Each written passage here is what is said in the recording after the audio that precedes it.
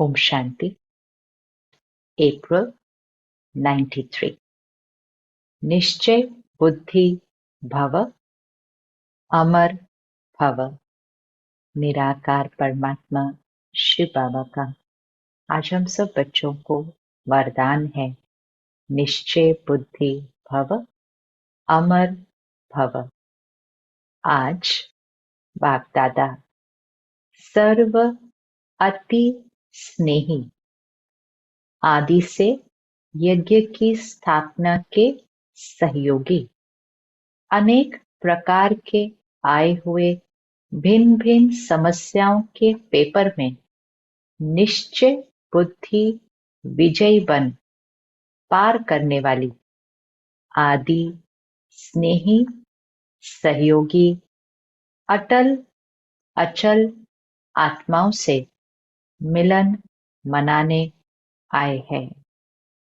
निराकार परमात्मा शिव बाबा ने ब्रह्मा मुख का आधार ले हम बच्चों को अडॉप्ट किया और इस ईश्वरीय यज्ञ की स्थापना की। लेकिन यज्ञ की शुरुआत में चैलेंजेस, समस्याएं, विघ्न तो आते ही है। तो बाबा आज किन बच्चों से मिलने आए हैं? आदि से यज्ञ की स्थापना के सहयोगी अनेक प्रकार के आए हुए भिन्न भिन्न समस्याओं के पेपर में निश्चय बुद्धि विजय ऐसे बच्चे स्नेही सहयोगी अटल अचल आत्माओं से मिलन मनाने आए हैं। निश्चय की सब्जेक्ट में पास हो चलने वाले बच्चों के पास आए हैं। निश्चय की सब्जेक्ट में पास हो चलने वाले बच्चों के पास आए हैं। ये निश्चय चाहे इस पुरानी जीवन में चाहे अगले जीवन में सदा विजय का अनुभव कराती रहेगी। इसीलिए बाबा हमेशा कहते हैं निश्चय बुद्धि विजयंती। अगर निश्चय है तो हर परिस्थिति हर पेपर में विजय है, लेकिन निश्चय हिलता है तभी परिस्थिति हम पर हावी हो जाती है और हमारी स्थिति हिल जाती है। तो बाबा ने कहा ये निश्चय ही इस पुरानी जीवन में चाहे अगले जीवन में भी सदा विजय का अनुभव कराती रहेगी। निश्चय का अमर भव का वरदान सदा साथ रहे। अंडरलाइन। निश्चय का अमर भव का वरदान सदा साथ रहे। अमर अर्थात आत्मा सदा ही बाबा की आज्ञाकारी हर श्रीमत शिक्षाओं पर चलने वाली सेवा में समर्पित यज्ञ स्नेही सहयोगी सदा, तो वो है अमर भव। अमर भव तो निश्चय का और अमर भव का वरदान सदा साथ रहे। विशेष आज जो बहुत काल के अनुभवी बुजुर्ग आत्माएं हैं, उन्हों के याद और स्नेह के बंधन में बंध कर बाप आए हैं। निश्चय की मुबारक। एक तरफ यज्ञ अर्थात पांडवों के किले की जो नींव अर्थात फाउंडेशन आत्माएं हैं वो भी सामने है, और दूसरे तरफ आप अनुभवी आदि आत्माएं इस पांडवों के किले की दीवार की पहली ईंट हो। एक तरफ यज्ञ अर्थात पांडवों के किले की जो नींव अर्थात फाउंडेशन आत्माएं हैं, यज्ञ की आदि आत्माएं, फाउंडेशन आत्माएं एक तरफ वो हैं और दूसरे तरफ आप अनुभवी आदि आत्माएं इस पांडवों के किले की दीवार की पहली ईंट हो, अर्थात जो सबसे पहले यज्ञ स्थापन हुआ, तो जो शुरू की आदि की आत्माएं, जो यज्ञ की फाउंडेशन है, वो है फाउंडेशन। और फिर जैसे जैसे सेवा शुरू हुई, तो जो सबसे पहले पहले परिवार, युगल, जो अब बुजुर्ग है, जो वो सारे जुड़े, वो थे उस फाउंडेशन के ऊपर पहली ईंट, वो दीवार की पहली ईंट है। फिर उसके ऊपर इतना बड़ा मजबूत किला बना। तो फाउंडेशन, फिर पहली दीवार की पहली ईंटें, और फिर उसके ऊपर यज्ञ का इतना बड़ा जो किला बना। फाउंडेशन भी सामने है, और आदि ईंटें जिनके आधार पर ये किला मजबूत बन विश्व की छत्र छाया बना, वो भी सामने है। तो जैसे बाप ने बच्चों के स्नेह में जी हजूर हाजिर करके दिखाया, ऐसे ही सदा बाप दादा और निमित्त आत्माओं की श्रीमत व डायरेक्शन को सदा जी हाजिर करते रहना। कभी भी व्यर्थ मनमत व परमत नहीं मिलाना। हाजिर हजूर को जान श्रीमत पर उड़ते चलो। क्या कहते हैं बाबा? बच्चों ने बाबा को प्यार से याद किया, अधिकार से बुलाया, तो बाबा भी हाजिर हो गए। तो बाबा कहते हैं, जैसे बाप ने बच्चों के स्नेह में जी हजूर हाजिर करके दिखाया, ऐसे ही सदा बाप दादा और निमित्त आत्माओं की श्रीमत व डायरेक्शन को सदा जी हाजिर करते रहना। बाप दादा और निमित्त आत्माओं की श्रीमत को सदा जी हाजिर करते रहना। कभी भी व्यर्थ मनमत व परमत नहीं मिलाना। हाजिर हजूर को जान श्रीमत पर उड़ते चलो। श्रीमत है, डायरेक्शन है, उसमें हमारा फायदा है, वो हमारी सुरक्षा है। तो बाबा ने कहा, सदा श्रीमत पर और निमित्त आत्माओं के डायरेक्शन पर जी हाजिर करते रहना। उसमें व्यर्थ मनमत व परमत नहीं मिलाना। हाजिर हजूर को जान श्रीमत पर उड़ते चलो। समझा? अच्छा। मधुबन निवासियों को सेवा की मुबारक देते हुए बाप दादा बोले, अच्छा, विशेष मधुबन निवासियों को बहुत बहुत मुबारक हो। सारा सीजन अपनी मधुरता और अथक सेवा से सर्व की सेवा के निमित्त बने। अंडरलाइन, मधुरता और अथक सेवा से सर्व की सेवा के निमित्त बने। तो सबसे पहले सारी सीजन में निमित्त सेवाधारी विशेष मधुबन निवासियों को बहुत बहुत मुबारक। मधुबन है ही मधु अर्थात मधुरता। तो मधुरता सर्व को बाप के स्नेह में लाती है। इसलिए चाहे हॉल में हो, चाहे चले गए हो, लेकिन सभी को विशेष एक एक डिपार्टमेंट को बाप दादा विशेष मुबारक सेवा की दे रहे हैं। बाबा कहते हैं, मधुरता, मधुबन अर्थात मधु अर्थात मधुरता। तो मधुरता और अथक सेवा, तो मधुरता सर्व को बाप के स्नेह में लाती है।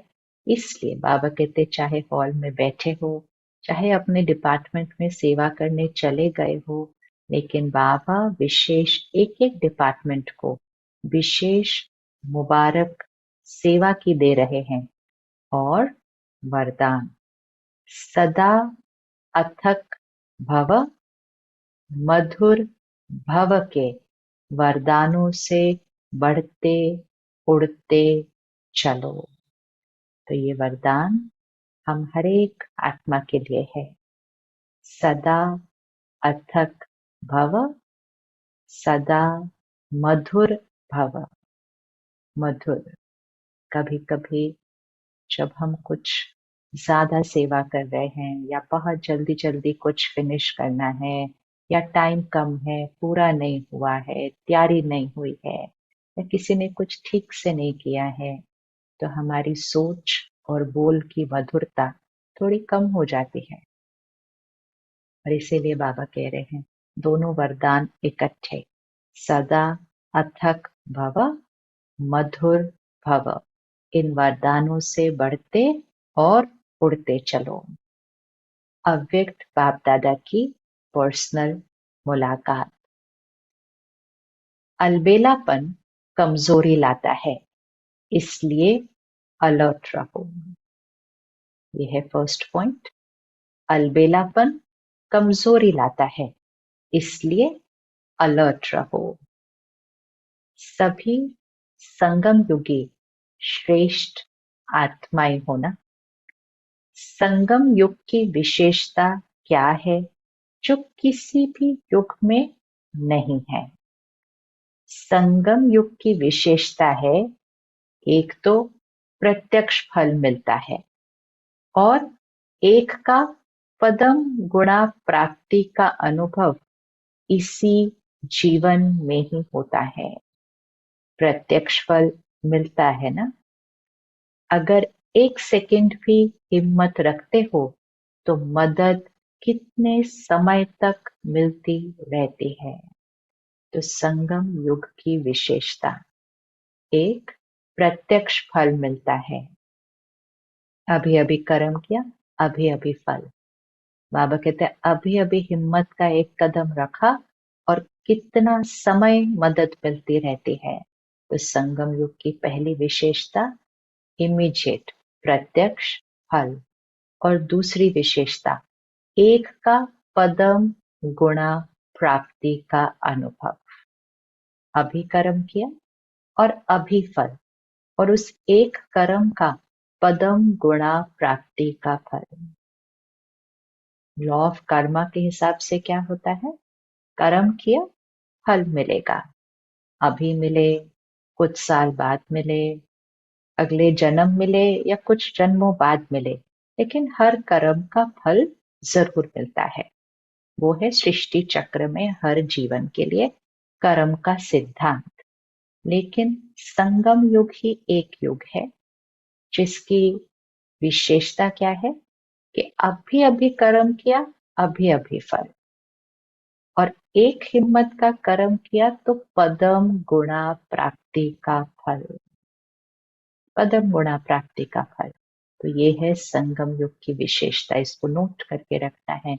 अभी अभी प्रत्यक्ष फल और एक का पदम गुणा प्राप्ति का अनुभव सिर्फ इसी जन्म में ही होता है। अंडरलाइन।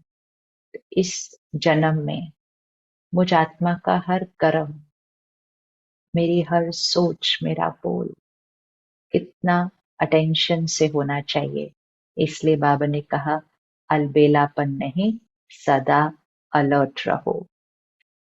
अगर एक सेकंड भी हिम्मत रखते हो तो मदद कितने समय तक मिलती रहती है। किसी एक की भी सेवा करते हो तो खुशी कितनी मिलती है। तो एक की पदम गुणा प्राप्ति अर्थात प्रत्यक्ष फल इस संगम पर मिलता है।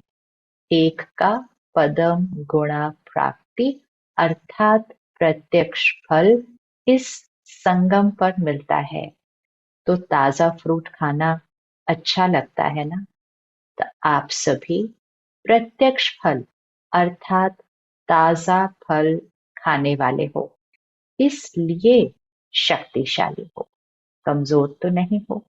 सब पावरफुल हैं, कमजोरी को आने नहीं देना। ताजा फल खाते हैं, प्रत्यक्ष फल खाते हैं, तो बाबा कहते इसलिए शक्तिशाली हो, कमजोर तो नहीं हो, सदा पावरफुल हो, कमजोरी को आने नहीं देना। जब तंदुरुस्त होते हैं तब कमजोरी स्वतः ही खत्म हो जाती है। सर्वशक्तिवान बाप द्वारा सदा शक्ति मिलती रहती है। अंडरलाइन। सर्वशक्तिवान बाप द्वारा सदा शक्ति मिलती रहती है, तो कमजोर कैसे होंगे? कैसे होंगे? तंदुरुस्त हैं, प्रत्यक्ष फल खाते हैं, पदम गुणा प्राप्ति होती है और सर्वशक्तिवान बाप द्वारा सदा शक्ति मिलती रहती है, तो कमजोर कैसे होंगे? कमजोरी आ सकती है क्या? कभी गलती से आ जाती है।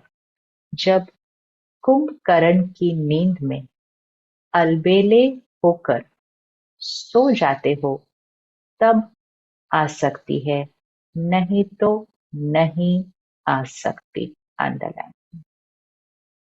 तो जब भी इस जन्म में लगे कि मैं आत्मा थोड़ा सा जैसा मुझे होना चाहिए वैसा नहीं हूं, अर्थात शक्ति थोड़ी घटी हुई है, थोड़ी कमजोरी है, तो बाबा ने कहा कुंभकर्ण की नींद में अलबेले होकर सो जाते हो तब आ सकती है, नहीं तो नहीं आ सकती। आप तो अलर्ट हो ना। अलबेले हो क्या? सभी अलर्ट हैं, सदा अलर्ट हैं।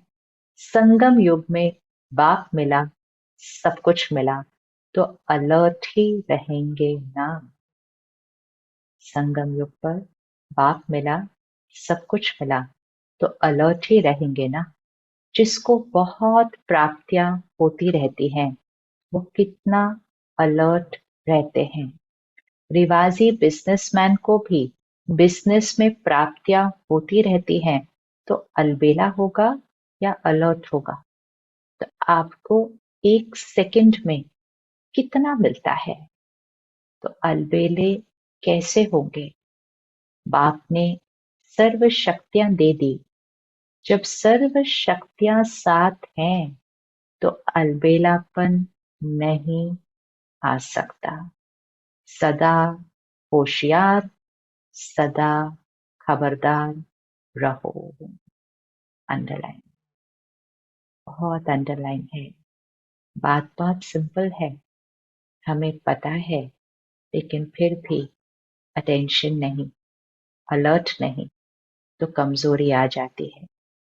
तो बाबा ने कहा सर्वशक्तिवान बाप है तो सदा शक्ति मिलती रहेगी, तो कमजोर कैसे होंगे? क्या कमजोरी आ सकती है? फिर बाबा ने ही आंसर दिया, जब कुंभकर्ण की नींद में सो जाते हो, अलबेले हो जाते हो, तो अपने को चेक करें, कौन सी श्रीमत में अलबेले, कौन सी मर्यादा में अलबेले, कौन सी धारणा में अलबेले, कौन सी सोच और व्यवहार बोल में अलबेले।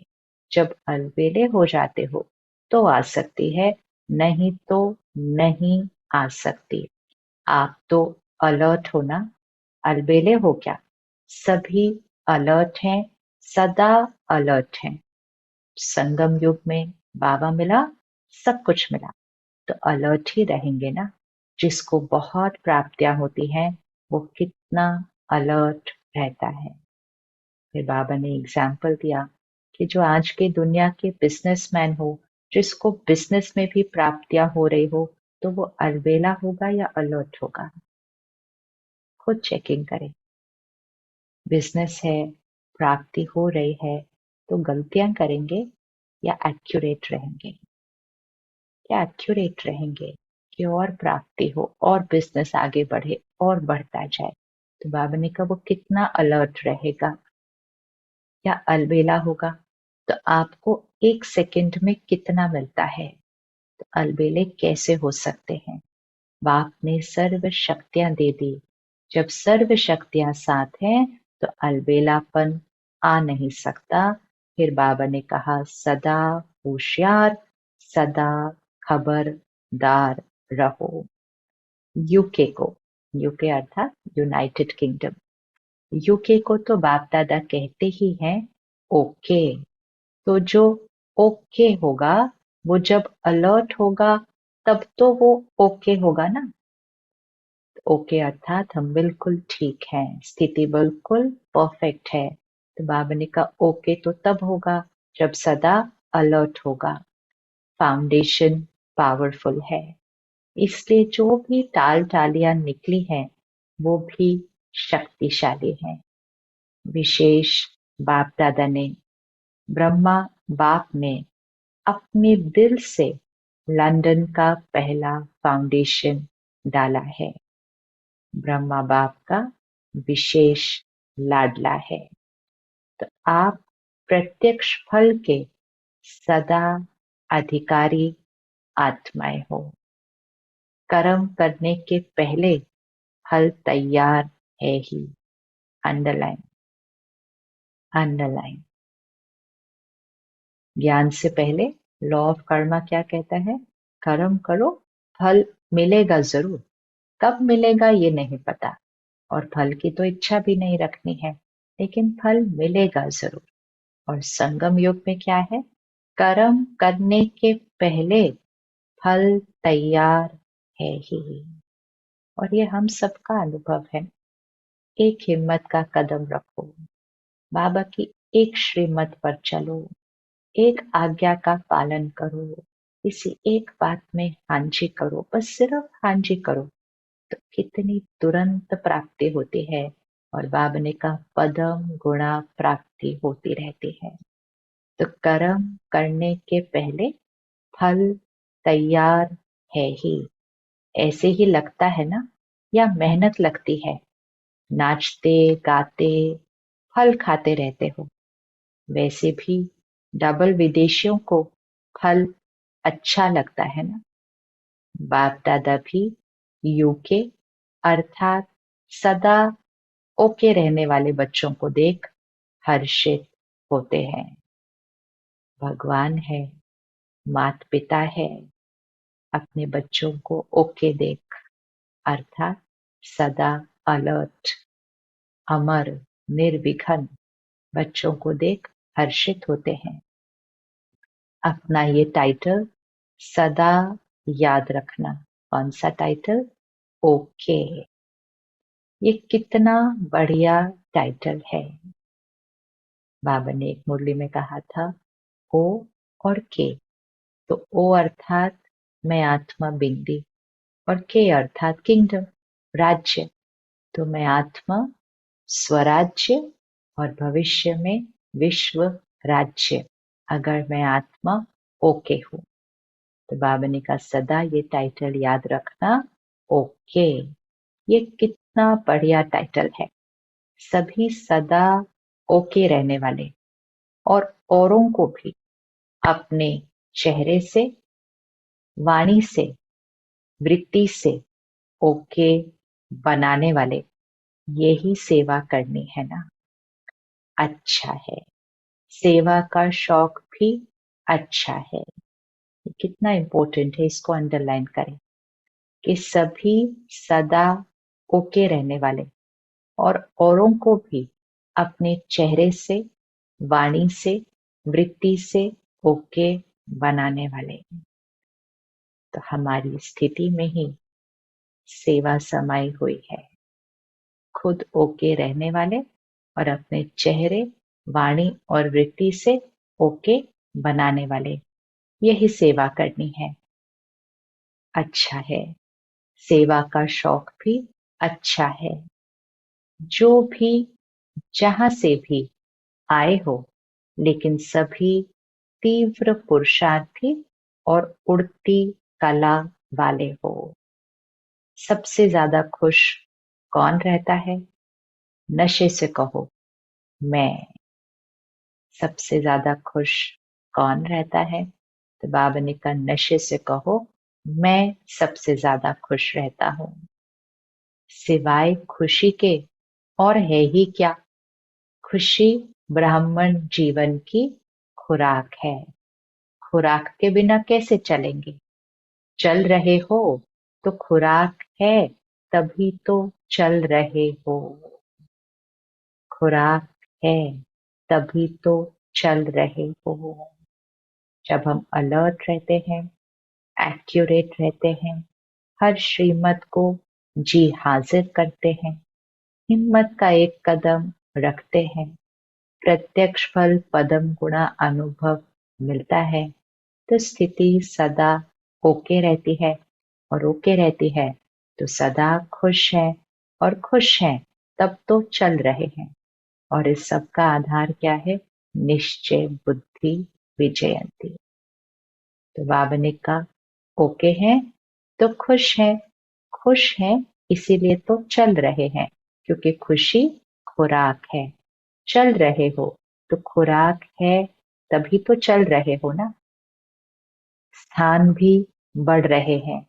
देखो, पहले 3 पैर पृथ्वी लेना बड़ी बात लगती थी, और अभी क्या लगता है? सहज लगता है ना।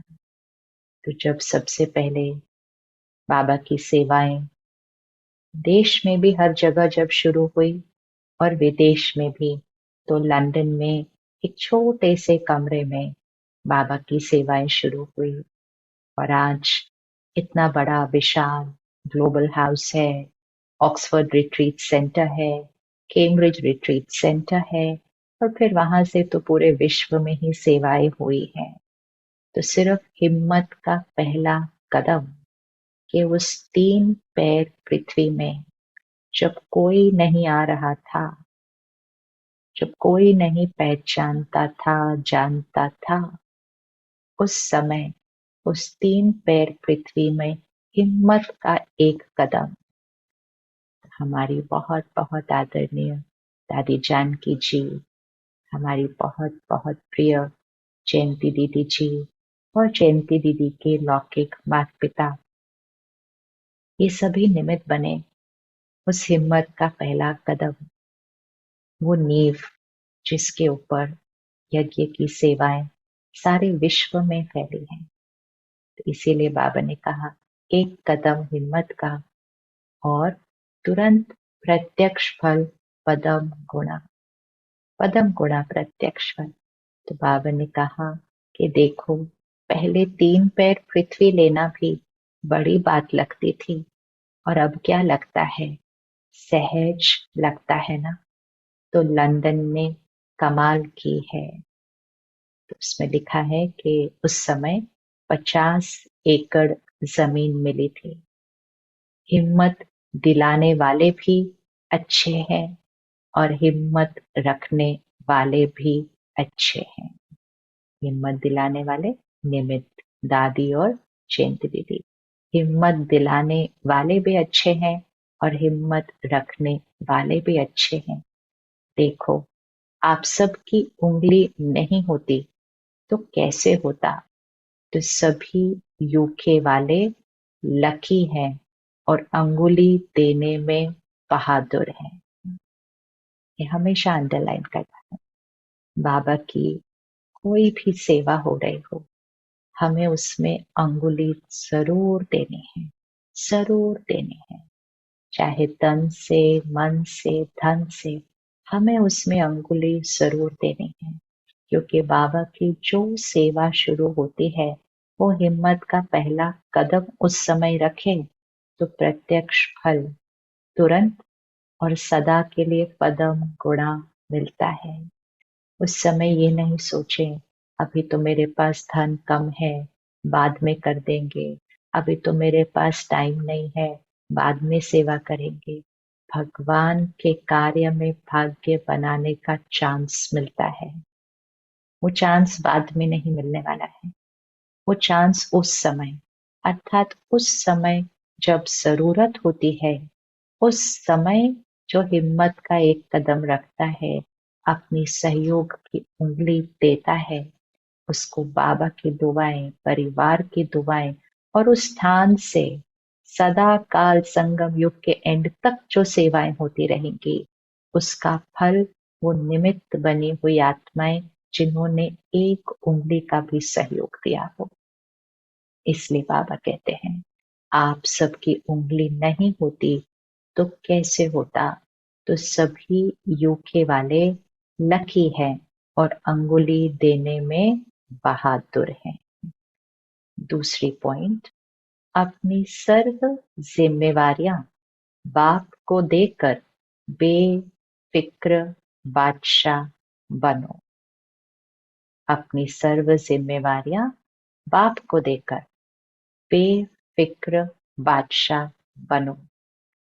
सदा अपने को बेफिक्र बादशाह अनुभव करते हो या थोड़ा थोड़ा फिक्र है? क्योंकि जब बाप ने आपकी जिम्मेवारी ले ली तो जिम्मेवारी का फिक्र क्यों? जब बाप ने आपकी जिम्मेवारी ले ली तो जिम्मेवारी का फिक्र क्यों? अभी सिर्फ रिस्पॉन्सिबिलिटी है बाप के साथ साथ चलते रहने की। अंडरलाइन, जिम्मेवारी की फिक्र नहीं है, सिर्फ रिस्पॉन्सिबिलिटी है बाप के साथ साथ चलते रहने की। इसको अंडरलाइन करें। कोई जिम्मेवारी की फिक्र नहीं, कोई सेवा की फिक्र नहीं, वो फिक्र नहीं करनी है, वो बाबा का कार्य है। तो बाबा ने कहा, जब बाप ने आपकी जिम्मेवारी ले ली तो जिम्मेवारी का फिक्र क्यों? सिर्फ रिस्पॉन्सिबिलिटी है बाप के साथ साथ चलते रहने की। और बाप के साथ साथ चलना अर्थात हर श्रीमत पर, शिक्षा पर जी हाँ से। वो भी बाप के साथ साथ है, अकेले नहीं है। तो क्या फिक्र है? कल क्या होगा ये फिक्र है। अंडरलाइन, कल क्या होगा ये फिक्र है। जॉब का फिक्र है, दुनिया में क्या होगा ये फिक्र है। क्योंकि जानते हो कि हमारे लिए जो भी होगा वो अच्छा होगा, निश्चय है ना। अंडरलाइन है। किस बात की फिक्र है, किस बात की चिंता है? तो हम कहते हैं, नहीं हमें तो कोई चिंता नहीं है, हमें तो कोई फिक्र नहीं है। फिक्र और चिंता वैसे नहीं जो पहले हुआ करती थी, लेकिन फिक्र अर्थात प्रश्नचित मन। अगर प्रश्नचित भी हुआ, ये कैसे होगा, कल क्या होगा, जॉब का क्या होगा, परिवार का क्या होगा, मेरा आगे क्या होगा, दुनिया का क्या होगा, सिर्फ ये संकल्प, प्रश्नचित संकल्प, ये भी फिक्र है, ये भी फिक्र है। तो बाबा ने कहा, बाबा साथ है तो फिक्र क्या, सिर्फ रिस्पॉन्सिबिलिटी है कि बाप के साथ साथ चलते रहना है। जैसे एक बच्चा अपने माता पिता के साथ कहीं जा रहा है, वो थोड़ी फिक्र करता है कि ऑटो मिलेगी या नहीं, कार में जाएंगे या बस में जाएंगे, टाइम पे पहुंचेंगे या नहीं पहुंचेंगे, नहीं पहुंचेंगे तो क्या होगा, फिर वहां जाके क्या करना है। ये सब कुछ वो बच्चा थोड़ी सोचता है। बच्चा कुछ भी नहीं सोचता है। बच्चा सिर्फ माता पिता का हाथ पकड़ता है, बस उसका काम सिर्फ उतना ही है। बाकी सारा काम वो माता पिता करते हैं, बच्चे ने कुछ नहीं करना। लेकिन अगर बच्चा चलते चलते हाथ छोड़ दिया तो बच्चा कहाँ का कहाँ खो जाता है। तो फिक्र नहीं करनी है, सिर्फ हाथ और साथ पकड़ के रखना है। तो बाबा ने कहा, ये सोच कि क्या होगा, कैसे होगा, दुनिया का क्या होगा, ये सोच भी फिक्र है। तो बाबा कहते, हम ये फिक्र नहीं कर सकते क्योंकि जानते हो कि हमारे लिए जो भी होगा अच्छा होगा। अंडरलाइन, ये हमें पता है महावाक्य, हम पहली बार नहीं सुन रहे, हम बोलते भी हैं, लेकिन फिर हम ये सोचते क्यों हैं कि कैसे होगा। ये लाइन हमारी पक्की होनी चाहिए निश्चय बुद्धि, जो भी होगा अच्छा होगा। निश्चय है ना, पक्का निश्चय है या हिलता है कभी? भगवान टीचर पूछते हैं, पक्का निश्चय है या हिलता है कभी? जहां निश्चय पक्का है वहां निश्चय के साथ विजय भी निश्चित है। जहां निश्चय पक्का है वहां निश्चय के साथ विजय भी निश्चित है। ये भी निश्चय है ना कि विजय हुई पड़ी है। या कभी सोचते हो कि पता नहीं होगा या नहीं होगा? अपने लिए भी फिक्र कि मेरी स्थिति बनेगी नहीं बनेगी, मैं आत्मा उस संपूर्ण स्थिति तक पहुंचूंगी नहीं पहुंचूंगी, ये भी फिक्र।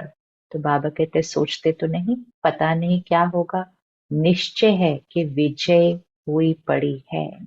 क्योंकि कल्प कल्प के विजयी हैं और सदा रहेंगे, ये अपना यादगार कल्प पहले वाला भी अभी फिर से देख रहे हो। इतना निश्चय है ना कि कल्प कल्प के विजयी हैं। इतना निश्चय है, कल्प पहले भी आप ही थे या दूसरा कोई था? तो सदा यही याद रखना कि हम निश्चय बुद्धि विजयी रतन है।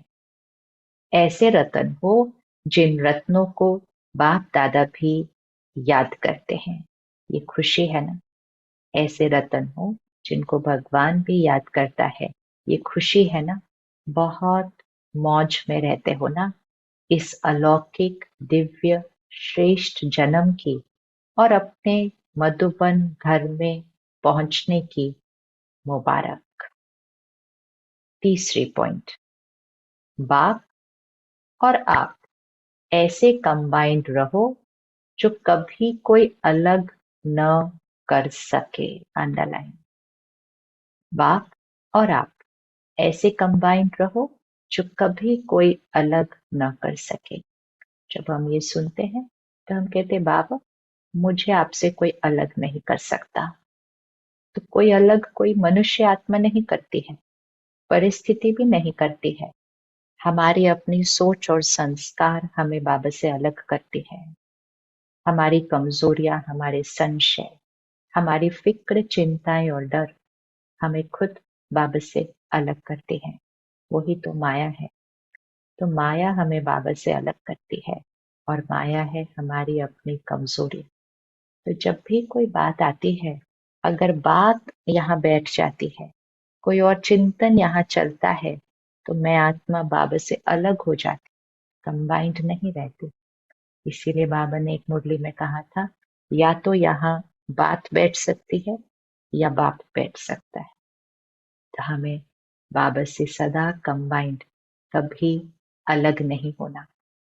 सभी अपने को सदा बाप और आप कंबाइंड है ऐसा अनुभव करते हो। जो कंबाइंड होता है उससे कभी भी कोई भी अलग नहीं कर सकता। आप अनेक बार कंबाइंड रहे हो, अभी भी हो और आगे भी सदा रहेंगे। ये पक्का है ना। तो इतना कंबाइंड पक्का रहना। तो सदैव स्मृति रखो कि कंबाइंड थे, कंबाइंड हैं और कंबाइंड रहेंगे। अंडरलाइन, कंबाइंड थे, कंबाइंड हैं और कंबाइंड रहेंगे। कोई की ताकत नहीं जो अनेक बार के कंबाइंड स्वरूप को अलग कर सके। तो प्यार की निशानी क्या होती है? कंबाइंड रहना। क्योंकि शरीर से तो मजबूरी में भी कहाँ कहाँ अलग रहना पड़ता है। प्यार भी हो लेकिन मजबूरी से कहाँ अलग रहना भी पड़ता है। लेकिन यहाँ तो शरीर की बात ही नहीं, एक सेकंड में कहाँ से कहाँ पहुंच सकते हो। आत्मा और परमात्मा का साथ है। आत्मा और परमात्मा का साथ है। परमात्मा तो कहाँ भी साथ निभाता है और हर एक से कंबाइंड रूप से प्रीत की रीत निभाने वाला है। हर एक क्या कहेंगे? मेरा बाबा है, या कहेंगे तेरा बाबा है? तो बाबा कहीं भी और हर एक के साथ कंबाइंड रूप से प्रीत की रीत निभाते हैं। तो हर एक क्या अनुभव करता है? बाबा मेरे साथ है, बाबा हर पल मेरे साथ है। बाबा कहते हर एक क्या कहता है? मेरा बाबा, या कहेंगे तेरा बाबा? हर एक कहेगा मेरा बाबा है। तो मेरा क्यों कहते हो? अधिकार है तभी तो कहते हो। प्यार भी है और अधिकार भी है। जहाँ प्यार होता है वहाँ अधिकार भी होता है। प्यार भी और अधिकार भी है। जहाँ प्यार होता है वहाँ अधिकार भी होता है। अधिकार का नशा है ना। कितना बड़ा अधिकार मिला है। इतना बड़ा अधिकार सतयुग में भी नहीं मिलेगा। इतना बड़ा अधिकार, भगवान पर अधिकार। आज बाबा ने मुरली में कहा, बच्चों ने बुलाया, भगवान ने कहा जी हाजिर हजूर, और भगवान हाजिर हो गए। तो भगवान पर ऐसा अधिकार, और ये हम सबका अनुभव है। हम तो सदा ही बाबा के साथ कंबाइंड रहते हैं, और एक सेकंड में भी याद करें तो बाबा हाजिर, बाबा हाजिर। तो बाबा कहते इतना बड़ा अधिकार सतयुग में भी नहीं मिलेगा। सतयुग और त्रेता में तो उसको याद ही नहीं करते। द्वापर और कलयुग में याद करते हैं, लेकिन बहुत धक्के खाते हैं, भटकते रहते हैं उसको ढूंढने में, ढूंढते रहते हैं। लेकिन बाबा कहते इतना बड़ा अधिकार प्यार है तो अधिकार है। किसी जन्म में ऐसा परमात्म अधिकार नहीं मिलता। प्राप्ति यहाँ है, प्रारब्ध सतयुग में है, लेकिन प्राप्ति का समय अभी है। जो जिस समय प्राप्ति होती है उस समय कितनी खुशी होती है। तो जिस समय प्राप्ति होती है उस समय कितनी खुशी होती है। प्राप्त हो गया फिर तो कॉमन बात हो जाती है, लेकिन जब प्राप्त हो रहा है उस समय का नशा और खुशी अलौकिक है। ये प्राप्ति का समय है। सत्युग प्रारब्ध, बाबा कहते वो तो कॉमन बात हो जाती है। प्राप्ति का खुशी और नशा अलौकिक होता है। तो कितनी खुशी और नशा है, क्योंकि देने वाला भी बेहद का है। तो दाता भी बेहद का है और मिलता भी बेहद का है। दाता भी बेहद का है, दाता बेहद का है, उसका स्टॉक कभी खत्म नहीं होता है, अविनाशी है। तो दाता भी बेहद का है और मिलता भी बेहद का है। तो मालिक किसके हो? हद के या बेहद के? तीनों लोक अपने बना दिया है। मूल वतन, सूक्ष्म वतन हमारा घर है, और स्थूल वतन में तो हमारा राज्य आने वाला है। तो तीनों लोकों के अधिकारी बन गए। तो क्या कहेंगे? अधिकारी आत्माएं। तो ये अंडरलाइन करें। मालिक किसके हो? हद के या बेहद के? हम बेहद के मालिक हैं।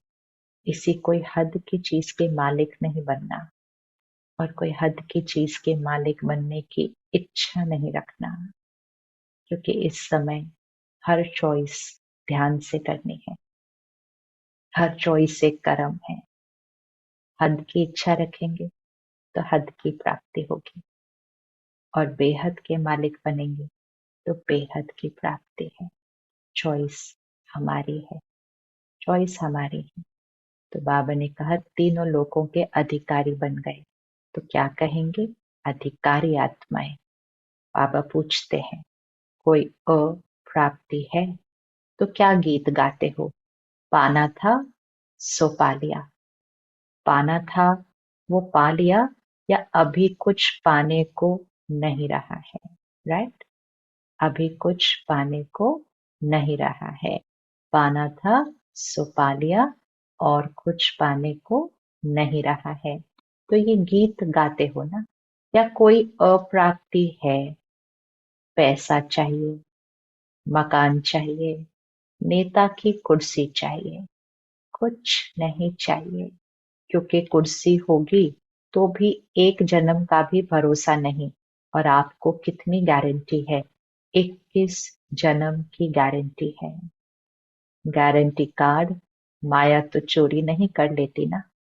जैसे यहाँ पासपोर्ट खो लेते हैं तो कितनी मुश्किल हो जाती है, तो गारंटी कार्ड माया तो नहीं ले लेती, छुपा छुपी करती है। फिर आप क्या करते हो? लेकिन ऐसे शक्तिशाली बनो जो माया की हिम्मत नहीं। गारंटी कार्ड, 21 जन्मों की गारंटी। 21 जन्मों की गारंटी के लिए इस जन्म में अटेंशन। बाबा ने क्या कहा? कोई अप्राप्ति तो नहीं, पैसा चाहिए, मकान चाहिए, कोई कुर्सी चाहिए, अर्थात हद की इच्छाएं। हद की इच्छाएं, धन चाहिए। हम कहेंगे बाबा हमें नहीं चाहिए, सेवा के लिए चाहिए। बाबा कहेंगे आपकी जिम्मेवारी नहीं है वो, बाबा की सेवा है। धन आपे ही आ जाएगा, सेवा स्थान मकान आपे ही आ जाएगा। हमें सिर्फ क्या करना है? बाप का आज्ञाकारी बच्चा बनकर चलना है और इच्छा कोई नहीं रखनी। इच्छा। तो बाबा ने इसलिए पूछा, पैसा चाहिए, मकान चाहिए, कुर्सी चाहिए, मतलब कोई रोल, कोई पोजीशन, कोई डेजिग्नेशन, कोई कोई ऐसी इच्छा। बेहद का दाता और बेहद का वर्षा मिला, और मुझ आत्मा ने इच्छा रखी तो किस चीज की रखी। इसीलिए दुनिया में कहते हैं भगवान दे रहा था तो कौन सा बर्तन लेकर गए थे। अर्थात वो बेहद का दे रहा था, पर हमने इतनी छोटी चीज की इच्छा रखी, वो भी ऐसी चीज जिसका एक जन्म भी भरोसा नहीं है। बाबा ने कहा 21 जन्म की गारंटी कार्ड है। माया चोरी तो नहीं कर लेती, छुपा छुपी तो नहीं करती। आप शक्तिशाली बनो तो माया की हिम्मत नहीं। अंडरलाइन, आप शक्तिशाली बनो तो माया की हिम्मत नहीं। चौथी पॉइंट, हर कर्म त्रिकालदर्शी बनकर करो। सभी अपने को तख्त नशीन आत्माएं अनुभव करते हो। अभी तख्त मिला है या भविष्य में मिलना है, क्या कहेंगे?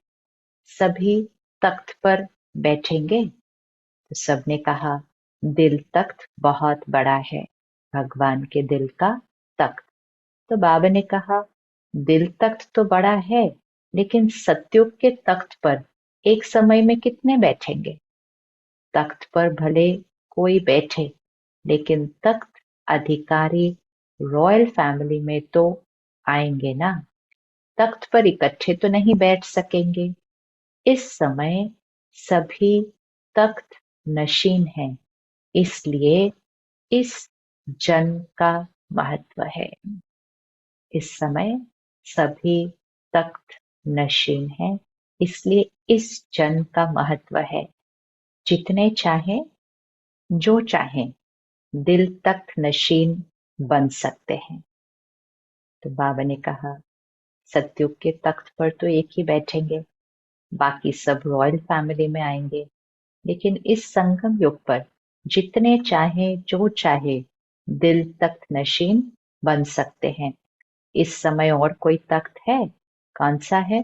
अकाल तख्त। आप अविनाशी आत्मा का तख्त, ये भ्रिकुटी है। तो भ्रिकुटी के तख्त नशीन भी हो और दिल तख्त नशीन भी हो।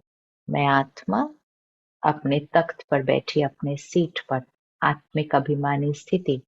तो भ्रिकुटी के तख्त और बाबा का दिल तख्त। तो जब मैं आत्मा भ्रिकुटी के तख्त पर बैठूं, तभी तो बाबा के दिल के तख्त पर बैठूं। देह भान में कैसे बाबा की याद समाई रहेगी, कैसे कंबाइंड स्वरूप में होंगे। तो बाबा कहते हैं डबल तख्त है ना, नशा है कि मैं आत्मा भृकुटी के अकाल तख्त नशीन हूं। तख्त नशीन आत्मा का स्व पर राज्य है, इसलिए स्वराज्य अधिकारी है। स्वराज्य अधिकारी हूं, ये स्मृति सहज ही बाप द्वारा सर्व प्राप्ति का अनुभव कराएगी। तो तीनों ही तख्त की नॉलेज है। नॉलेजफुल हो ना, पावरफुल भी हो या सिर्फ नॉलेजफुल हो। जितने नॉलेजफुल हो उतने ही पावरफुल हो, या नॉलेजफुल अधिक, पावरफुल कम। नॉलेज ज्ञान तो है, लेकिन शक्ति है। तो बाबा ने कहा पावरफुल भी हो या सिर्फ नॉलेजफुल हो। जितने नॉलेजफुल हो उतना ही पावरफुल हो, या नॉलेजफुल अधिक और पावरफुल कम। नॉलेज में ज्यादा होशियार हो। नॉलेजफुल और पावरफुल दोनों ही साथ साथ। तो तीनों तख्त की स्मृति सदा रहे। तीनों तख्त की स्मृति सदा रहे। ज्ञान में तीन का महत्व है। त्रिकाल दर्शी भी बनते हैं। तीनों कालों को जानते हो या सिर्फ वर्तमान को जानते हो। कोई भी कर्म करते हो तो त्रिकाल दर्शी बन के कर्म करते हो या सिर्फ एक दर्शी बन के कर्म करते हो। क्या हो, एक दर्शी या त्रिकाल दर्शी। तीनों काल, पास्ट क्या था, प्रेजेंट क्या कर रहे हैं और इसका फ्यूचर क्या होगा। और एक दर्शी क्या होता है, अभी अभी तो कर लो ना। एक दर्शी और क्या होता है, ये मेरे साथ ऐसा क्यों हुआ। मतलब हम सिर्फ प्रेजेंट को देख रहे हैं। ये मेरे साथ ऐसा क्यों हुआ, बार बार मेरे साथ क्यों हो रहा है, इसने मेरे साथ ऐसा क्यों किया। तो हर क्षण त्रिकालदर्शी, अर्थात मेरे साथ जो हो रहा है वो मेरे पूर्व कर्मों का परिणाम है। अभी मैं जो आत्मा कर रही हूँ वो मेरा प्रेजेंट वर्तमान का कर्म है, और अब का मेरा कर्म भविष्य का भाग्य बनता है। तो पास्ट प्रेजेंट फ्यूचर साथ साथ चलते हैं। पास्ट आता है, प्रेजेंट हम क्रिएट करते हैं, और फ्यूचर डिसाइड हो जाता है। तो बाबा ने कहा एक दर्शी हो या त्रिकालदर्शी। एक दर्शी होते हैं तो मन में बहुत प्रश्न उठते हैं, ये क्यों, ये क्या, ऐसे। त्रिकालदर्शी नहीं, ये मेरा कार्मिक अकाउंट, ये मेरे कर्मों का परिणाम। त्रिकालदर्शी, सामने वाला चाहे कुछ भी करे, मेरा प्रेजेंट कर्मा परफेक्ट होना चाहिए। नॉलेजफुल भी, पावरफुल भी। तो बाबा कहते हैं तो कल क्या होने वाला है वो जानते हो। कहो हम ये जानते हैं कि कल जो होगा वो बहुत अच्छा होगा। ये तो जानते हो ना।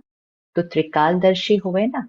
जो हो गया वो भी अच्छा, जो हो रहा है वो अच्छा, और जो होने वाला है वो और बहुत अच्छा। किसी भी बात में गिल्ट नहीं, रिग्रेट नहीं, चिंता नहीं, डर नहीं। सारी नेगेटिव इमोशंस खत्म हो जाती हैं।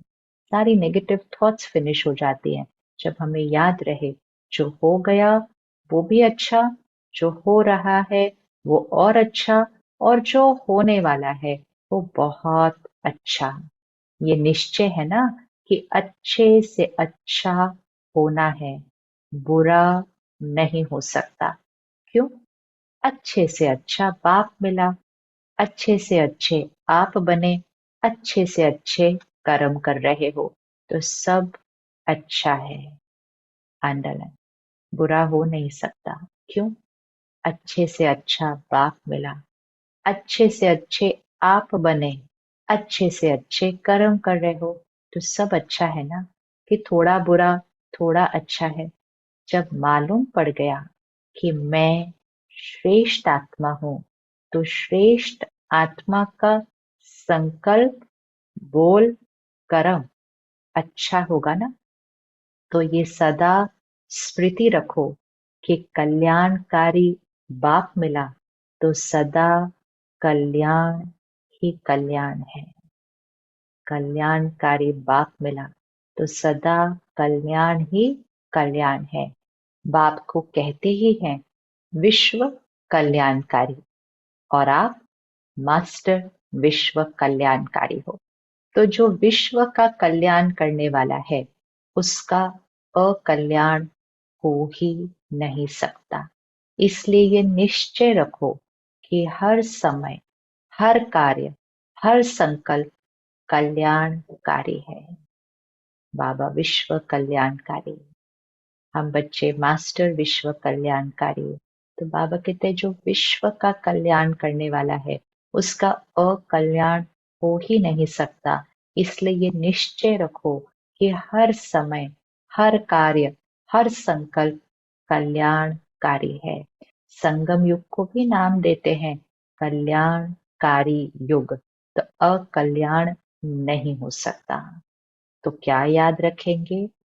जो हो रहा है वो अच्छा, और जो होने वाला है वो बहुत बहुत अच्छा। ये याद रहे तो सारी फिक्र, सारे प्रश्न, सारा कुछ खत्म हो जाएगा। जो हो रहा है वो अच्छा, और जो होने वाला है वो बहुत बहुत अच्छा। तो ये स्मृति सदा आगे बढ़ाती रहेगी।